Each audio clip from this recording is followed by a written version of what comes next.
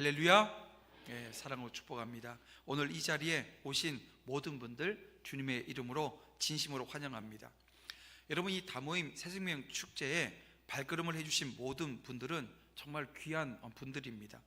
여러분들의 발걸음 하나하나를 하나님께서 기억하시고 또 여러분 삶 위에 하나님께서 큰 은혜가 또 축복이 넘치게 되어질 것을 믿습니다. 그래서 오늘 그 믿음을 가지고 우리 옆에 있는 분들에게 이렇게 인사하겠습니다.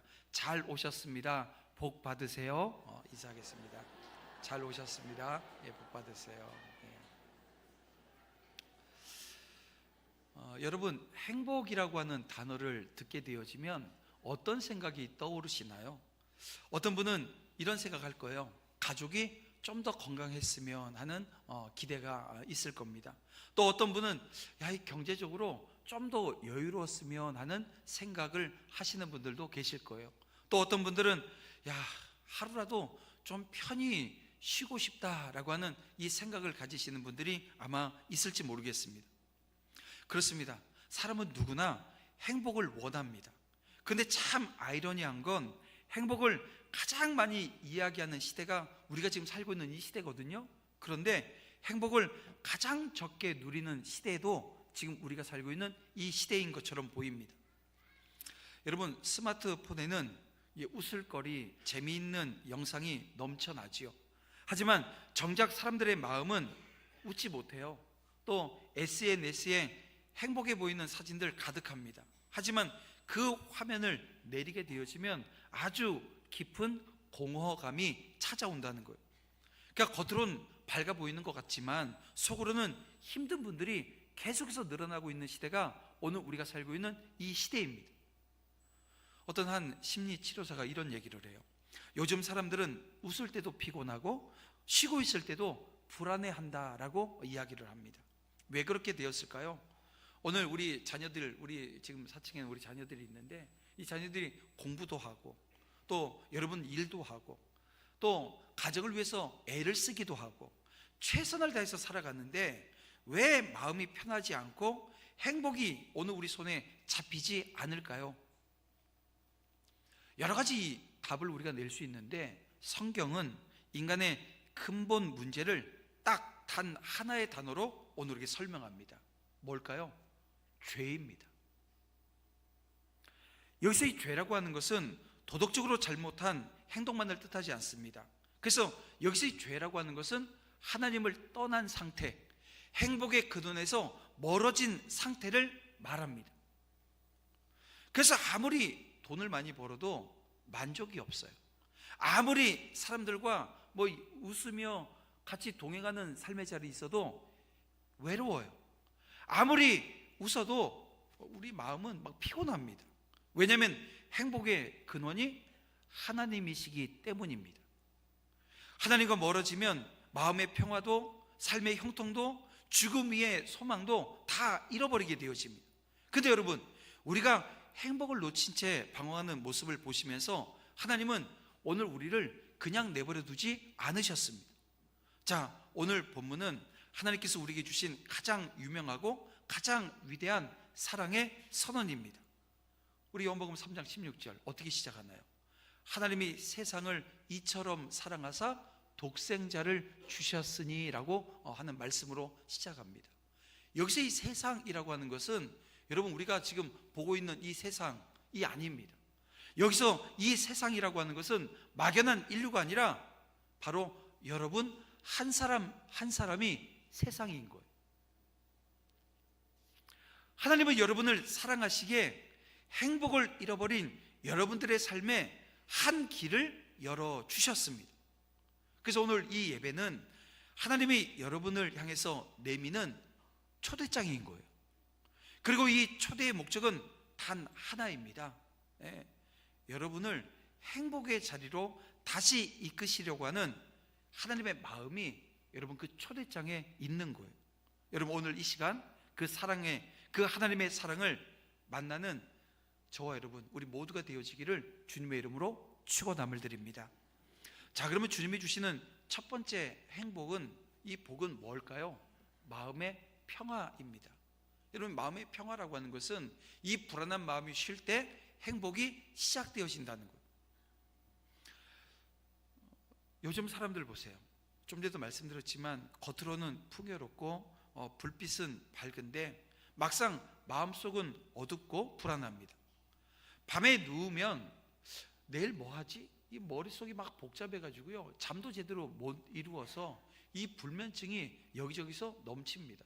저도 한때 이 불면증으로 상당히 고생을 했어요. 그리고 요즘도 이게 뭔가 좀 생각이 좀 많은 날이 있으면 밤에 잠을 못 자는데요, 그럴 때면 어떤 생각을 하냐면 이 생각 때문에 잠을 못 잔다고 생각하지 않고 낮에 내가 커피를 한 잔 더 먹었지 뭐 이런 생각으로 마음을 이렇게 좀 다스리려고 하는 그런 모습이 있어요. 여러분, 아침에 눈을 뜨면 어떻습니까? 하루를 살아내는데 막 와 오늘도 상쾌하다가 아니라 막 이게 힘들기 때문에 벅찬 그 모습이 오늘 우리 가운데 있습니다. 자, 웃고는 있는데 마음이 무겁고, 쉬고는 있는데 머리는 계속해서 복잡하고 막 힘들어요. 그래서 어떤 상담사가 이런 얘기를 하더라고요. 요즘은 웃을 때도 피곤하고 쉴 때도 불안하다고. 아까도 말씀드렸던 그 내용입니다. 세상은 우리에게 잠깐의 기쁨은 줄 수 있을지 몰라도 여러분, 평안은 줄 수 없습니다. 여러분, 진짜 오늘 우리가 원하는 게 뭡니까? 오늘 우리 인생의 문제가 사라지는 것이 아니라 마음이 좀 편했으면 좋겠다, 쉬고자 하는 마음이 있는 거죠. 그래서 예수님께서 그런 오늘 저와 여러분의 마음을 아세요. 그래서 마태복음 11장 28절에서 오늘 이런 말씀을 주십니다. 수고하고 무거운 짐진 자들아 다 내게로 오라, 내가 너희를 쉬게 하리라 라고 하는 이 말씀을 주셨어요. 예수님은 우리의 겉모습이 아니라 오늘 우리의 마음의 무게를 보십니다. 남의 눈에는 잘 지내는 것처럼 보여요. 아니, 그럴싸하게 보이고 행복해 보이고.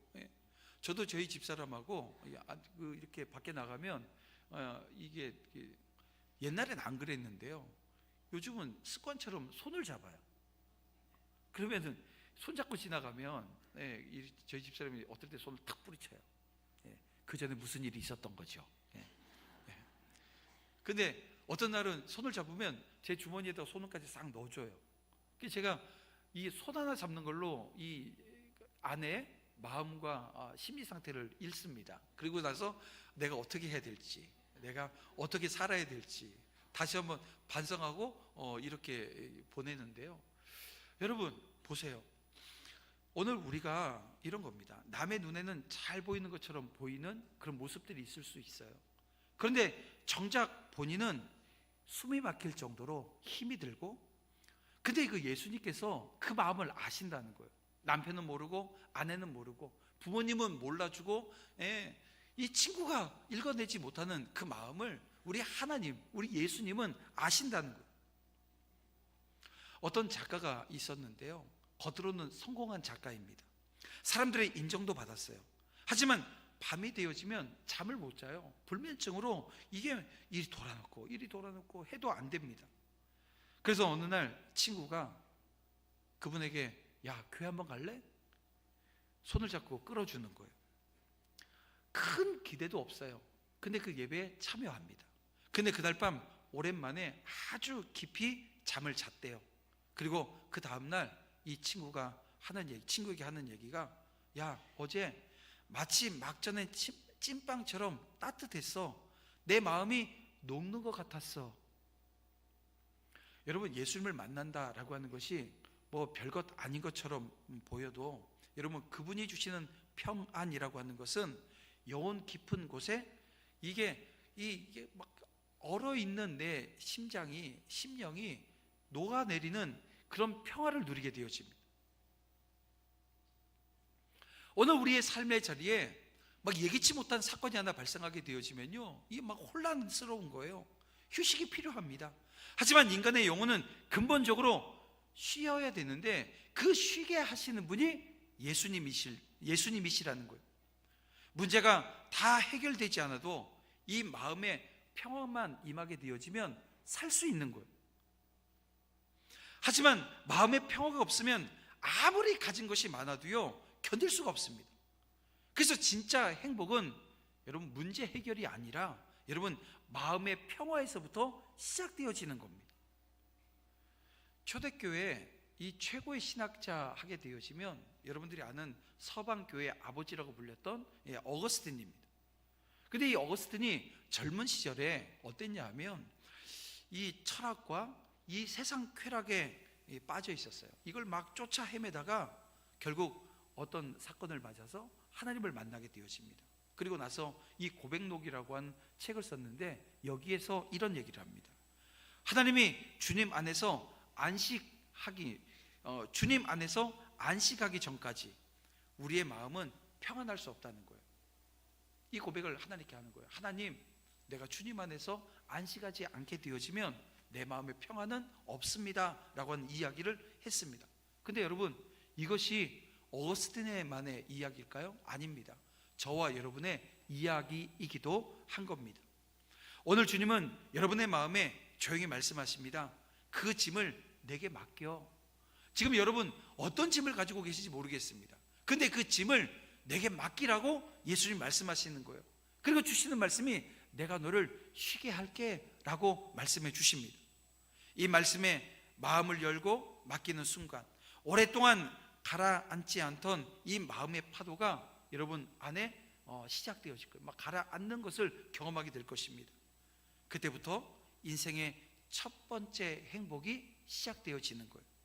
마음의 평화가 오는 겁니다. 자, 그러면 주님이 주시는 두 번째 행복은 뭘까요? 바로 형통의 축복입니다. 삶의 주인이 바뀌면 인생이 풀린다는 겁니다. 여러분, 인생을 살다 보면 이런 생각 들 때가 있습니다. 아니, 나는 이렇게 열심히 사는데 왜 내 인생은 이렇게 꼬이지? 왜 나는 시작할 때는 참 좋은데 이 마무리, 끝이 항상 불안하지? 아니, 왜 관계가 이렇게 맨날 어렵고 왜 문제는 늘 반복되어지는 것일까? 라고 하는 이 질문이 내 인생에 찾아올 때가 있습니다. 그러면서 드는 생각이 이런 생각이죠. 내가 원하는 건 큰 성공이 아닌데 조금만 아주 조금만 더 풀리면 되는데 라고 하는 생각을 합니다. 그럼에도 불구하고 현실은 자꾸 얽히고 왜 자꾸 힘들게만 느껴질까요? 성경이 여기에 대한 답을 우리에게 줘요. 뭐라고 말씀하냐면 내가 내 인생을 혼자 책임지려 하기 때문이라는 것입니다. 우리가 태어나면서 지금까지 늘 이렇게 배우면서 살았어요. 네 인생은 네가 만드는 거야. 네가 주도해야 돼. 네가 책임져야 되는 거야. 이 말이 여러분 전부 틀린 말은 아닙니다. 여러분, 그러나 문제는 내가 감당할 수 없는 영역까지도 오늘 우리 자신이 붙들고 있다는데 문제가 있는 거예요. 그래서 지치게 되어지고 그래서 불안하게 되어지며 그래서 인생이 자꾸 꼬이게 되어지는 겁니다.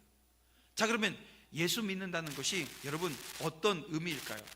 여러분, 예수 믿는다는 것은 단순하게 그냥 교회에 다 나가는 사람, 이게 되는 것이 아닙니다.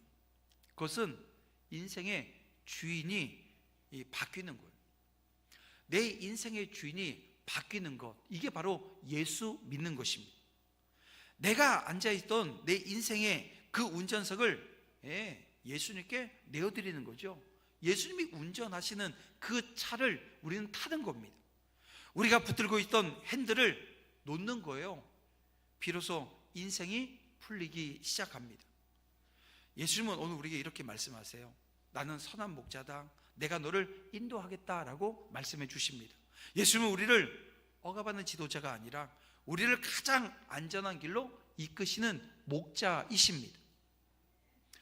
청송의 한 산골 마을에 가난한 과부가 있었습니다.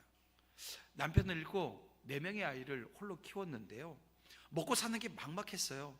그녀는 인생에서 붙은 것이라고는 하나님밖에 없었습니다. 매일 새벽마다 무릎을 꿇고 이렇게 기도했다고 해요. 하나님, 저는 아무것도 할 수 없어요. 우리 아이들의 주인이 되어주세요 라고 하는 기도를 하셨대요. 근데 놀랍게도 나중에 그 자녀들이 믿음 안에 바로 서 있었고 그중 한 명이 목회자가 되어서 많은 사람들을 섬기는 그런 목사가 되었다고 합니다. 여러분, 그 가정이 왜 무너지지 않고 끝까지 서 있을 수 있었을까요? 바로 그 어머니가 주인을 바꿔버린 겁니다. 그 어머니의 기도는 이렇게 말하고 있습니다. 하나님, 이제 제가 아니라 주님이 우리 가정의 주인이십니다. 이 고백을 했던 거예요.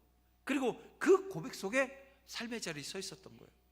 여러분, 이 자리에 예배하는 우리 모두의 가정에는 여러분 그런 기도로 하루를 시작하고 그 기도로 하나님 앞에 엎드리는 분들이 계셔요. 저희 집에도 마찬가지고요.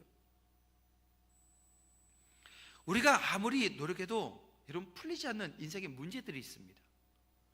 반복되어지는 실패, 중독의 문제, 두려움, 집착, 상처, 깨어진 관계, 또 고질적인 습관 등등, 여러분 오늘 우리가 내 스스로 해결할 수 없는 그 인생의 문제들이 다 있습니다.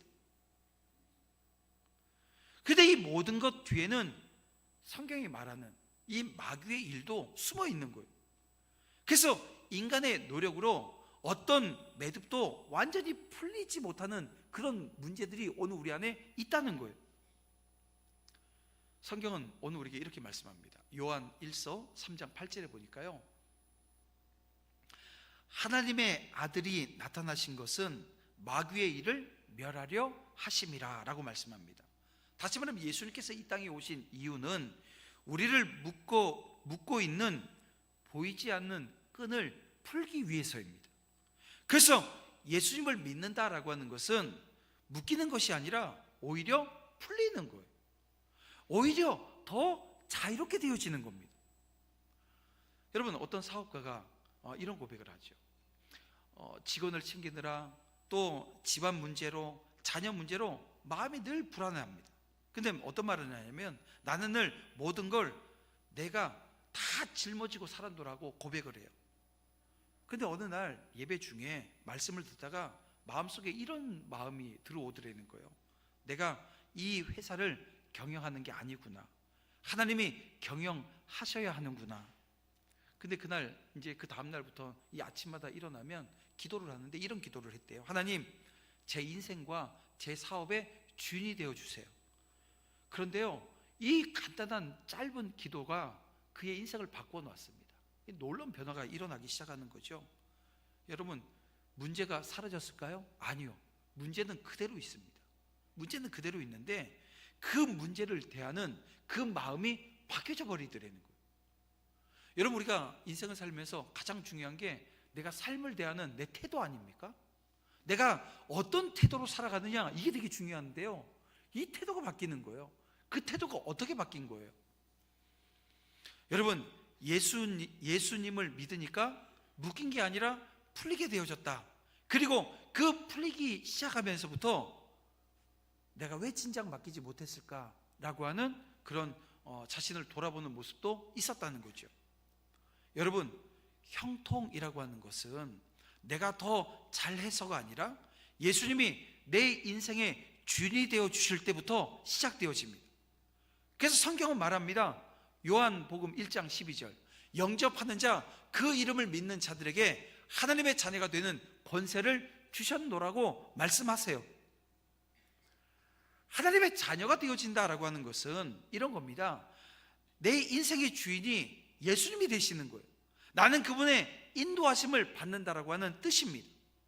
그때부터 내 인생에 이렇게 매듭이 풀리기 시작하고, 문제는 여전히 내 삶에 찾아오는데 그 문제를 바라보는 관점 자체가 여러분 달라지기 시작하는 거예요. 그리고 내 힘이 아니라 주님의 힘으로 살아가게 되는 겁니다. 여러분, 이것이 두 번째 행복, 형통의 축복입니다. 마지막 이 세 번째 주님이 주시는 행복은요, 영원한 소망입니다. 즉 죽음을 넘어서는 행복을 오늘 우리에게 말씀해 주고 있습니다. 사람들이 말하는 행복은 대부분 이 땅의 것, 이 세상의 것에 머무는 것을 보게 되어지죠. 하지만 인생은 언제나 죽음이라고 하는 벽을 만나게 되어집니다. 그 순간 가진 것도 이룬 것도 다 내려놓아야 하거든요. 그래서 죽음 앞에서 누구나 정직합니다.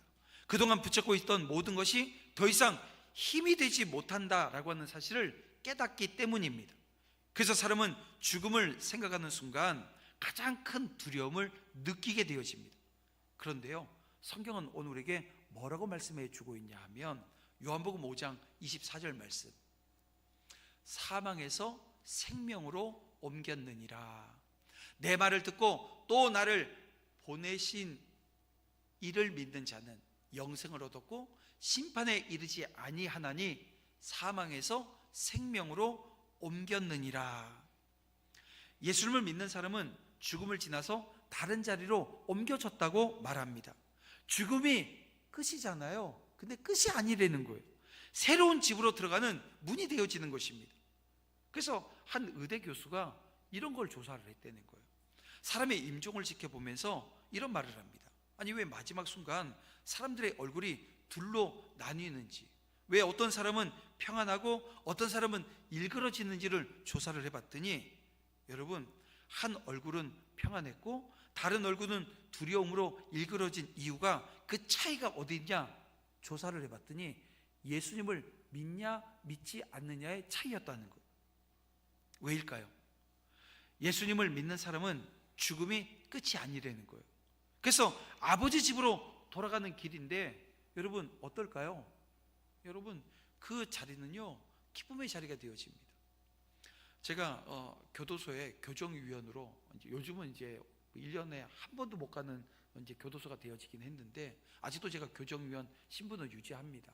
근데 제가 교도소에 가서 그 교정 위원들이 이제 모여서 함께 식사를 하고 또 교제를 하는데, 거기에 교도관, 은퇴하신 교도관 한 분이 오셨어요. 장로님이신데 이분이 하시는 얘기가 20살에 교도관이 되어서 정년 은퇴를 했으니까 거의 40년의 교도관 생활을 하셨어요. 그분이 시작했던 그 교도관 시작했을 때 그 당시만 하더라도 사형제도가 있었다는 겁니다. 그러니까 이 사형제도가 있어서 우리가 막 흉악범들 뭐 이 사형 선고받고 그 사형수로 마지막을 가잖아요. 근데 교도소에서 이 장로님 같은 분들이 전도를 한대요. 전도를 하면 예수를 믿어요. 흉악범인데 예수 믿어서 마지막에 그 죽음의 자리에 섰을 때, 사형수로 섰을 때 뭐 어떤 얘기를 하냐면 축복해주고 간대요. 축복해주고. 근데 다른 사람들은 그 자리에서 악담 막 저주 다 쏟아낸대요. 이 차이가 극명해서 이 교도관들이 예수 믿게 되어지는 그 일들이 참 많았다는 겁니다. 여러분, 마지막 순간 예수 믿는 사람들, 오늘 우리 모두가, 성경은 오늘 우리 모두를 죄인이라고 얘기합니다. 근데 오늘 예수 믿어, 오늘 우리가 그 죄의 자리에서 벗어나 예수 그리스도가 주시는 그 의의 옷을 우리가 입어요. 그리고 오늘 우리는 주님이 주시는 그 삶의 자리에 서게 되어지는데, 여러분, 오늘 저와 여러분의 죽음 너머에 있는 생명을 여러분 볼 수 있는 은혜가 이 시간 있기를 원합니다. 예수님이 죽음을 지나 오늘 우리에게 길을 열어주셨어요. 예수님이 죽으셔서 열어놓으신 길입니다. 예수님은 이렇게 말씀하십니다. 요한복음 11장 25절 26절 말씀, 나를 믿는 자는 죽어도 살겠고 살아서 나를 믿는 자는 영원히 죽지 아니하리라. 예수님은 죽음의 어둠을 뚫고 여러분 부활하신 분이십니다. 그리고 이렇게 말씀하십니다. 얘야, 너도 이 길로 가야지. 이 길로 오너라. 내가 먼저 가서 길을 열어두겠다. 예수님 때문에 우리는 죽음을 지나 영원한 생명을 얻을 수 있습니다. 여러분, 죽음이 두려우면 인생 전체가 두려운 거예요. 늘 불안하고 늘 무언가를 붙잡아야 하고 늘 무언가 잃을까봐 조마조마해 하는 것이 오늘 우리 인생입니다. 하지만 예수님을 믿는 사람은 죽음을 두려워하지 않습니다. 그래서 인생을 자유롭게 살 수 있어요. 예수님 안에 있는 사람은 그래서 이렇게 고백할 수 있습니다. 죽음아, 너는 나를 이길 수 없어.